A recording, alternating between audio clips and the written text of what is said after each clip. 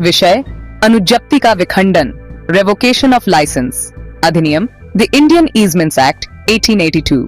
धारा section 62, licence when deemed revoked.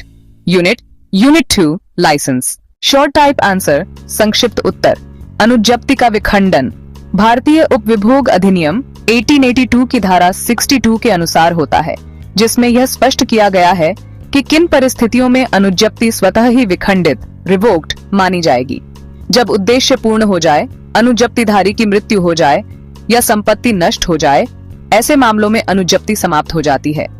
निष्कर्ष, अनुज्ञप्ति अस्थायी अधिकार है जो कुछ शर्तों या परिस्थितियों के पूरा होते ही स्वतः समाप्त हो जाती है।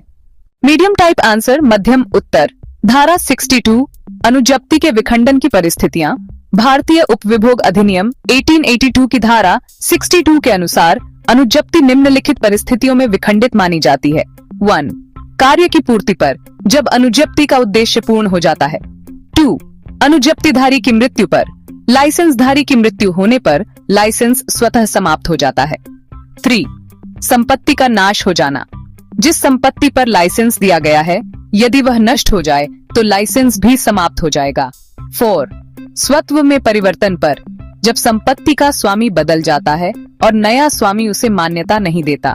5.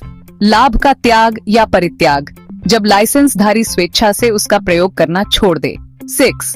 अवरोधन द्वारा, यदि कार्य ऐसा हो जिससे अधिकार का प्रयोग बाधित हो। महत्वपूर्ण केस लॉ, विंटर वी ब्रॉकवेल 1807, जिसमें कहा गया कि लाइसेंस को वापस लिया जा सकता है यदि यह स्थायी न हो। थॉमस वी सोरेल 1673, लाइसेंस की सीमाएं स्पष्ट की गईं। निष्कर्ष, अनुज्ञप्ति की प्रकृति अस्थायी होती है और कुछ विशेष स्थितियों के आने पर वह स्वतः समाप्त मानी जाती है। लॉन्ग टाइप आंसर, दीर्घ उत्तर। धारा 62, अनुज्ञप्ति का विखंडन, लाइसेंस व्हेन डीम्ड रिवोक्ड।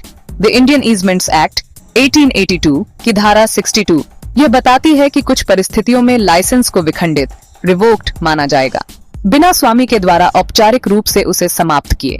संभावित विखंडन की स्थितियां, सर्कमस्टेंसेस ऑफ रेवोकेशन। 1.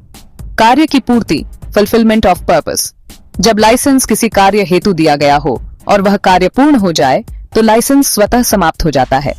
2. समयावधि का समाप्त होना, एक्सपायरी ऑफ टाइम, यदि लाइसेंस किसी निश्चित समय तक दिया गया था, उस समय की समाप्ति पर लाइसेंस विखंडित माना जाएगा। 3. संपत्ति का नाश होना, डिस्ट्रक्शन ऑफ सब्जेक्ट प्रॉपर्टी, यदि वह संपत्ति ही नष्ट हो जाए जिस पर लाइसेंस था तो लाइसेंस भी समाप्त हो जाएगा। 4.